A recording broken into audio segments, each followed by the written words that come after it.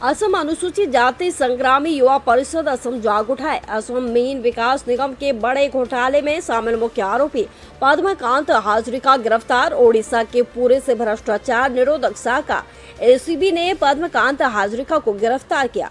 पद्मकांत Hazarika main विकास निगम के तत्कालीन OSD तथा project director थे।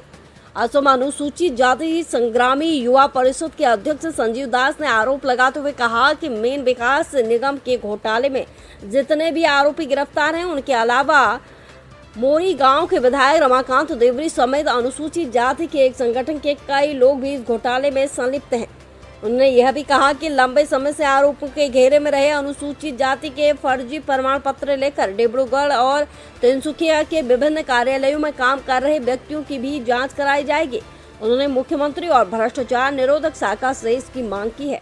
दुर्नीति निवारक शाखाक आमी धन्यवाद ज्ञापन करिছোঁ।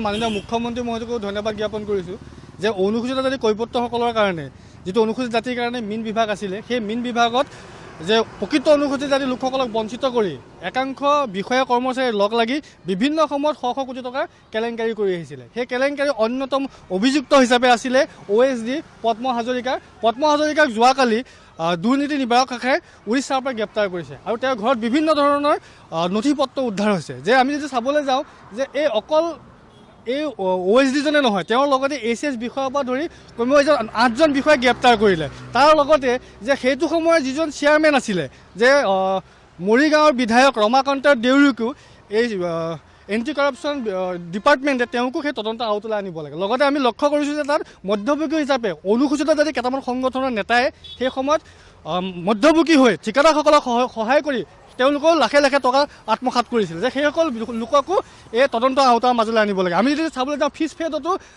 শ শ কোটি টকা কেলেংকাৰী হৈছে। যে প্ৰাক্তন যি এমডি আছিলে, এমডিৰ লগতে 11জন বিষয়াৰ ওপৰত টকা খোৱাৰ কেলেংকাৰীৰ অভিযোগ আছে। আৰু লগতে পদ্ম হাজৰিকা, বিধায়ক ৰমাকান্ত দেউৰী আৰু অনুসূচিত জাতি এটা সংগঠনৰ নেতাৰ নেতৃত্বত যে অনুসূচিত জাতিৰ 67জন লোকক চাকৰিৰ নামত প্ৰবঞ্চনা কৰি তেওঁলোকে প্ৰায় 100 কোটিতকৈ অধিক টকা তেওঁলোকে আত্মসাৎ কৰিছিলে। যে সেই গোচৰটো যে এণ্টি কৰাপশ্যন ডিপাৰ্টমেণ্টে নিজাববীয়াকৈ গোচৰ ৰুজু কৰি যে আমি অভিযোগ দাখিল কৰিছোঁ অসমৰ মাননীয় মুখ্যমন্ত্ৰী মহোদয়ক, সেই অভিযোগ ভিত্তিত যিসকলৰ চাকৰিত নিয়োগ কৰিছিলে যে মিন বিভাগৰ প্ৰাক্তন ওএছডি পদ্ম হাজৰিকা আৰু সেইটো সময়ৰ মিন উন্নয়ন নিগমৰ অধ্যক্ষ বিধায়ক ৰমাকান্ত দেউৰী আৰু এজন অনুসূচিত জাতি কথাকথিত নেতা যিজন দালাল ৰূপে পৰিচিত, সেই ব্যক্তিজনক আওতালৈ আনি যে ফিচাৰী ডিপাৰ্টমেণ্টৰ নিযুক্তিৰ নামত যিখিনি কেলেংকাৰী হৈছিলে, অবৈধভাৱে যিসকলক নিযুক্তি প্ৰদান কৰিছিলে, সেই কেলেংকাৰীত এওঁলোকৰ নামটো অন্তৰ্ভুক্ত কৰি তেওঁলোকক তদন্ত আওতালৈ আনিবলৈ আমি মাননীয় মুখ্যমন্ত্ৰী মহোদয়ক আমি ইয়াৰ পৰা অনুৰোধ জনালোঁ।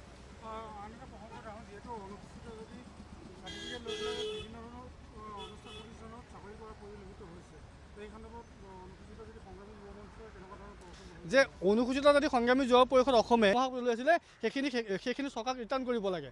আৰু আমিও গুৱাহাটী উচ্চতম ন্যায়ালয়ত গোচৰ ৰুজু কৰিছোঁ যে যিসকল লোকে নিজকে অনুসূচিত জাতিৰ লোক নোহোৱাৰ পাছত চাকৰিটোৰ বাবে ৰিলেক্সেশ্যন বিচাৰিছে, যে তেওঁলোকক সেইটো নহয়। সুপ্ৰিম কোৰ্টৰ যিটো গাইডলাইন আছে, সেই গাইডলাইন মতে যে উচ্চতম ন্যায়ালয়ে তেওঁলোকৰ ওপৰত কঠোৰ ব্যৱস্থা ল'বৰ বাবে আমি গোচৰ ৰুজু কৰিছোঁ। আমি আশাবাদী যে 100% আশাবাদী তেওঁলোকক অতি শীঘ্ৰে সুপ্ৰিম কোৰ্টে যিটো ৰায় দিব, সুপ্ৰিম কোৰ্টৰ আধাৰত যিটো মানে অৰ্ডাৰ আছে, সেই অৰ্ডাৰত আমাক গুৱাহাটী উচ্চতম ন্যায়ালয়ে আমাৰ পক্ষত ৰায় দিব আৰু তেওঁলোকৰ জেললৈ যাব, তেওঁলোকে চাকৰিৰ পৰা বৰ্খাস্ত হ'ব।